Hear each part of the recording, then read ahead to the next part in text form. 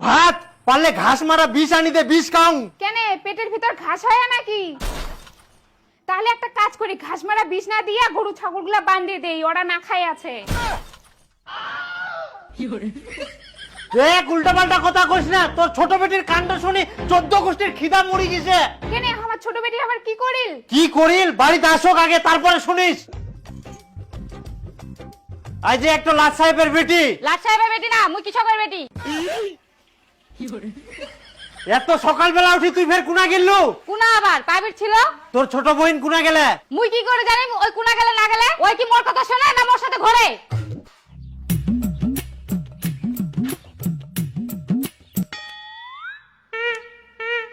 কি ব্যাপার তো সবাই একসঙ্গে দাঁড়াচ্ছেন? পিকনিক যাওয়ার প্ল্যান হচ্ছে নাকি? না না, পিকনিক না হয়, লন্ডন যাওয়ার প্ল্যানিং করছি। যাবি? ও মা, তাই নাকি? কেন যাব না? কিন্তু আমার তো পাসপোর্টই করা নাই, তাহলে আমি কেমন করে যাব?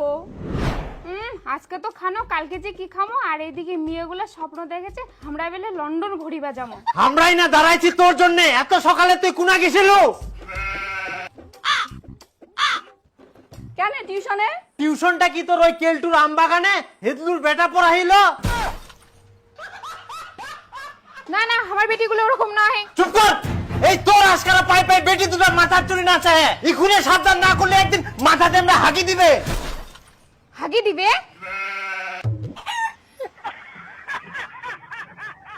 যাই হোক, মুই বাঁচি কিনু। এই বড় বেটি একমাত্র মানুষ হল, মোর মান সম্মানটা রাখিল। তুই কেমন গে? তোর তো বয়সই হয়নি, তাতেই তুই প্রেম করে বেড়াচ্ছিস। বাবার মান সম্মানের কথা তুই একবারে ভাবলি না? নিজে যখন মাথার পোল্ট্রির হাত ধরে ঘুরে বেড়াস, তখন বুঝি বাবার মান সম্মানটা রকেটের মতো উপরে ওঠে। हे प्रभु हे हरि राम कृष्ण जगन्नाथ प्रेमानंद। দেখ, একদম ফালতু মিথ্যা কথা বলবি না কিন্তু। আমি মিথ্যা কথা বলছি? তুইও তো আমার গেছিলি, আমি কি দেখি নাই?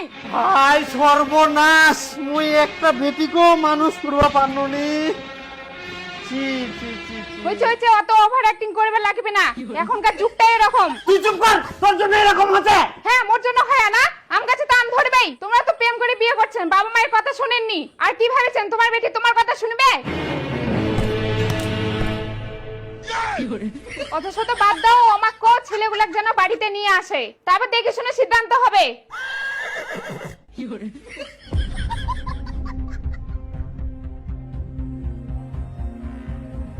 বাবা, এটা মোর কবুতরের বাচ্চা। আর বাবা, এটা মোর মন পাখি। নিয়ে ঢং লাগাইছি আমরা, মনে হচ্ছে বাবা। খবরদার, ওয়াক টাচ করা মানে মুখ টাচ করা। দেহা না হইতে তোমরা অধিকার দেখাচ্ছেন, বেশি বাড়াবাড়ি করলে একদম বেহাদিম না, ঘাড় ধাক্কা দিয়ে বার করাই দিম। না বাবা, আমরা এমনি কইছি, তোমরা না শান্ত হও। চিন্তা করেন না বাবা, তোমার বেটি আমরা খুব সুখে রাখবো। তোমার ওই ভাঙ্গা বাড়ি তার ছেঁড়া কেথায় কি করি মোর বেটি সুখ পাবে শুনুম? বাবা, মন যদি চায় তাহলে একটা চা রান্না করে 10 জন খাওয়া যায়। আর বাবা, ভাঙা ঘরের ভেতর দিয়ে যদি চারতারা দেখা যায় সেটা তো ভালো কথা, তাহলে শুয়ে শুয়ে চারতারা গোনা যাবে। এবার অনেক কথা শুনি না,